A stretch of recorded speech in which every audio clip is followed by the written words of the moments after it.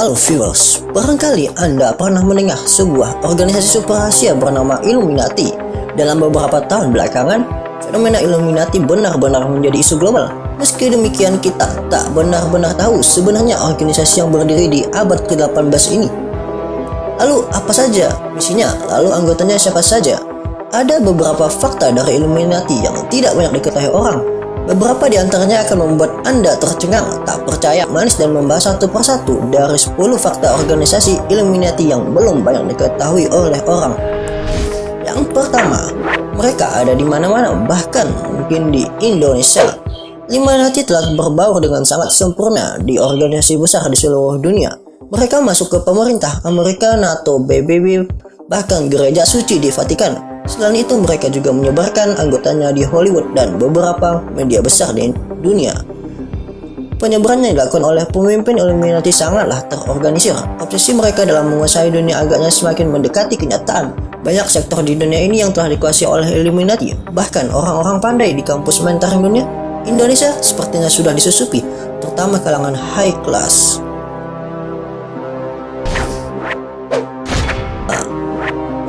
Mereka tidak beragama. Kalian tahu mereka tidak beragama adalah sebuah sekte agama yang menyimpang. Mereka mengajarkan doktrin-doktrin yang telah dibawa selama ratusan tahun. Namun nyatanya mereka bukanlah sebuah agama. Mereka tidak menyembah sesuatu hal yang dianggap agung seperti Tuhan. Orang di dalam organisasi ini hanya menekankan segala hal pada sebuah logika, penelitian yang canggih, serta eksperimen yang ilmiah. Hal-hal terkait dengan Tuhan dan hal gaib lainnya tak pernah mereka sentuh. Rumor yang menyebutkan jika mereka terpengaruh ajaran Katolik Roma tak benar adanya. Yang ketiga, tidak adanya penyembahan setan dalam Illuminati.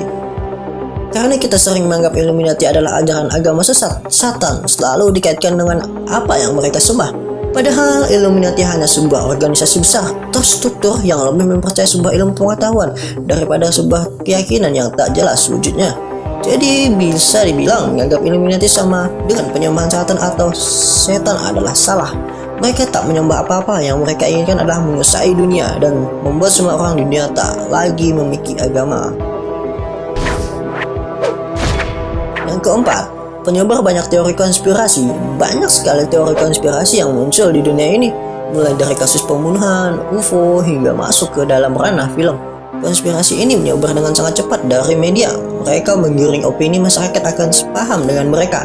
Dengan begitu, fakta asli bisa disembunyikan dan tak merugikan pihak yang berkepentingan. Orang-orang dari Illuminati banyak menguasai media besar di dunia. Mereka bekerja di stasiun TV, radio, majalah, hingga koran.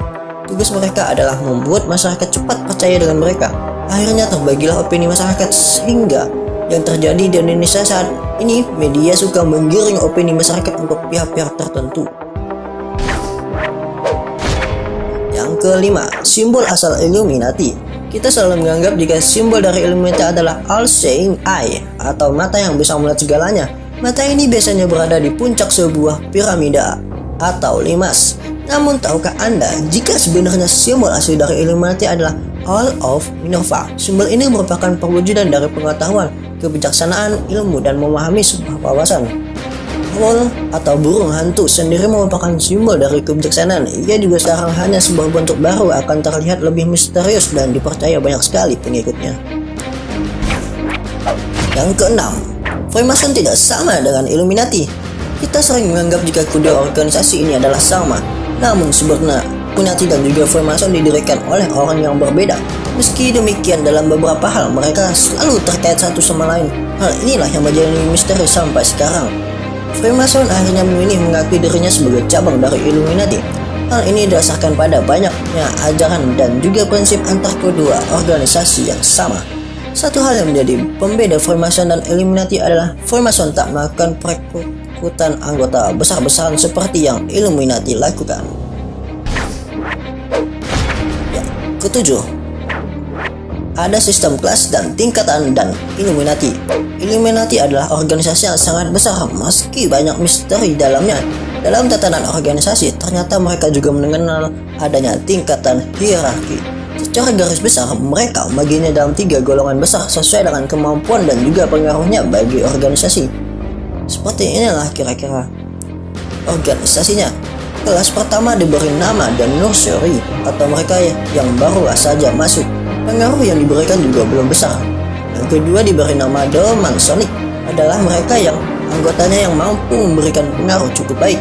Terakhir adalah The Mysteries atau mereka yang berada di golongan elit, mampu memberi pengaruh besar dalam hal uang dan juga perekrutan anggota baru. Yang kedelapan, Illuminati mengontrol makanan kita. Illuminati hampir menguasai semua gerai-gerai makanan cepat saji di dunia ini. Sebut saja McDonald's dan lainnya. Mereka masuk dan membuat makanan ini menjadi dicintai banyak orang dan secara perlahan-lahan membuat orang menjadi tidak sehat. Juga selalu ketagihan untuk menyantap makanan ini. Ada sebuah teori yang menyebutkan jika di gerai makanan cepat saji ini, Illuminati berusaha mencuci otak anak-anak. Mereka memberi mainan pada anak kecil yang memiliki simbol Illuminati tersembunyi. Yang kesembilan, mereka pernah dilarang ada. Illuminati pertama kali dibuat pada tahun 1776 oleh seorang profesor hukum di Jerman bernama Adam Weishaupt. Namun dalam tempo 8 tahun saja organisasi ini dilarang ada. Bahkan siapa saja yang masih dalam organisasi ini akan dihukum.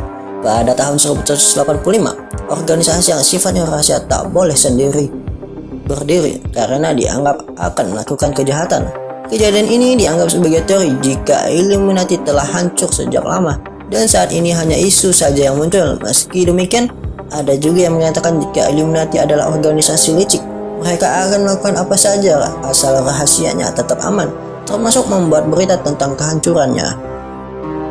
Yang ke-10, mereka mampu mengontrol lingkungan.